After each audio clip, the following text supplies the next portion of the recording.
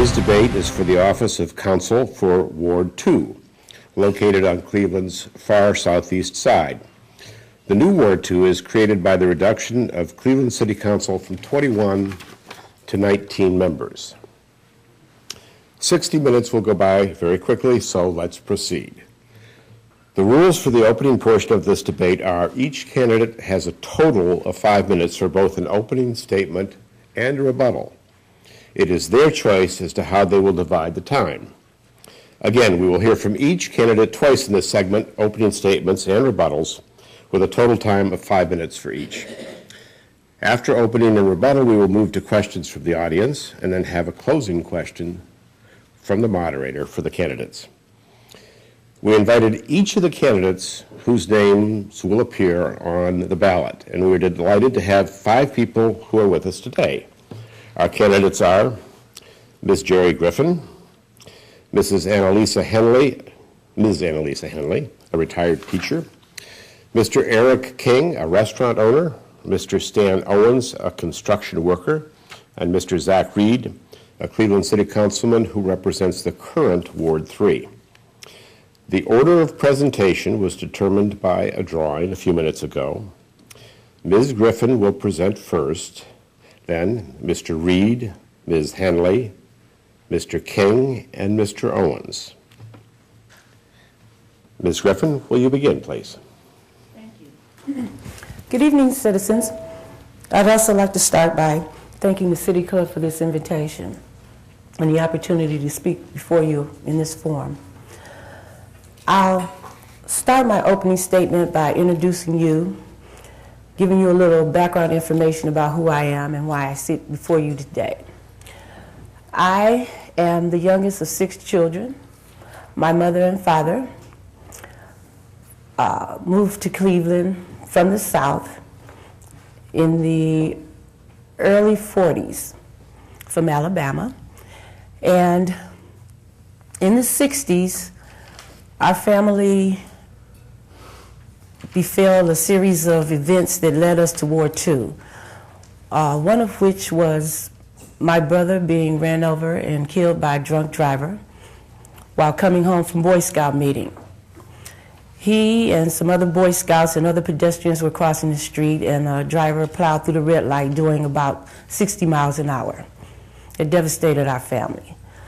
Then later on in 1969, my father, who was actually the first African-American deputy sheriff in the city of Chagrin Falls, the biggest, strongest man I ever met, I loved him dearly, he was murdered. My mother and father had gotten a divorce that was devastating to our family, and his wife of 1 month, her ex-lover, shot and killed my father.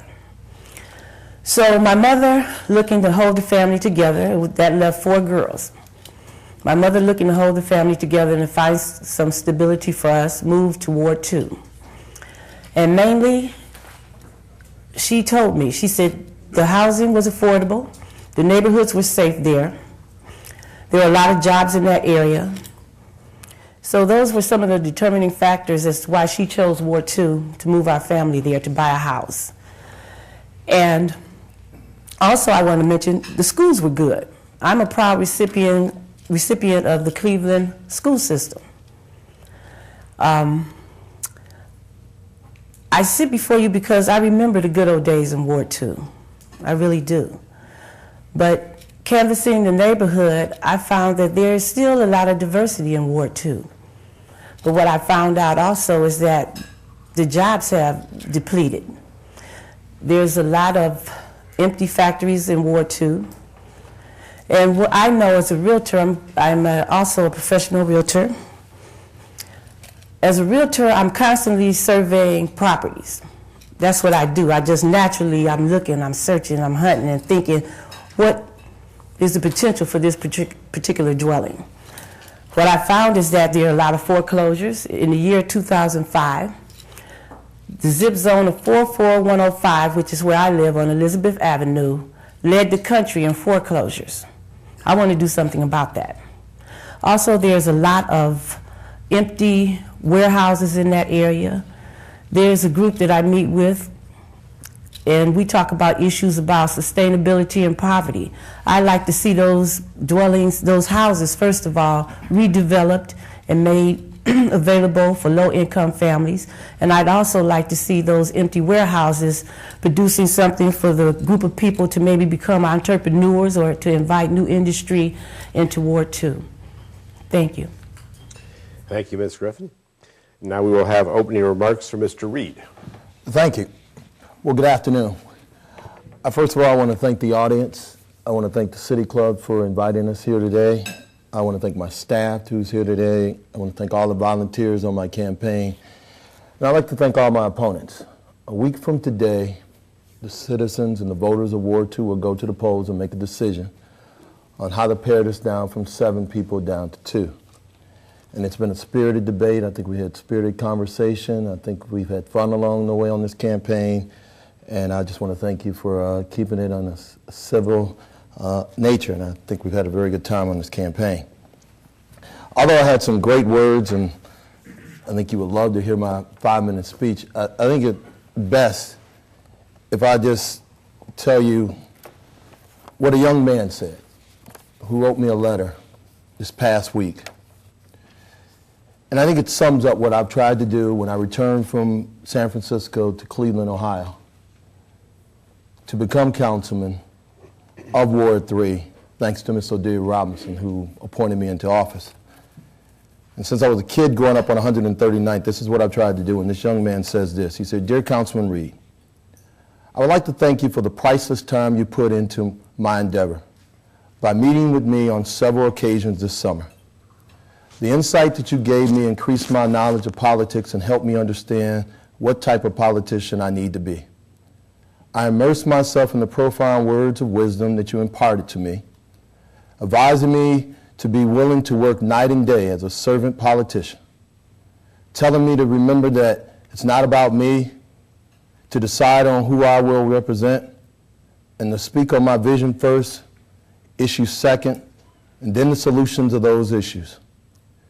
When you led me into the glorious council chambers, I saw myself standing as a councilman, fighting on the people's behalf. I believe that you are an excellent model for that.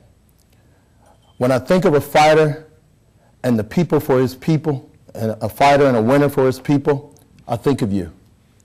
I greatly admire your zeal for your mission in Ward 3, now in Ward 2. I was deeply impressed that every time I met with you, you were making intense telephone calls on behalf of your constituents. A true example of a hard worker for the people.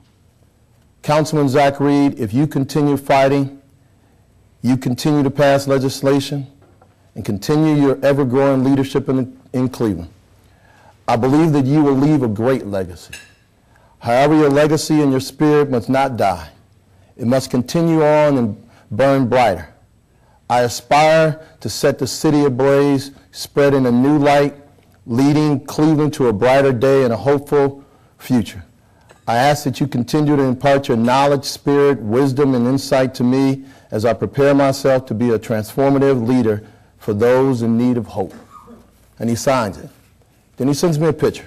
And on the back of his picture he says, and in light of what happened to a great American in Ted Kennedy, this is what he says: "Some men look at things the way they are and ask why. I dream of things that never were and ask why not." George Bernard Shaw. And you remember that's what Robert Kennedy would always say out there in one of his speeches. That's what I've tried to do in Ward 3. That's what I want to do in Ward 2. I want to give young men and young women hope that although they may not live in the richest neighborhood, and although they do not live in the poorest neighborhood, if they have a dream,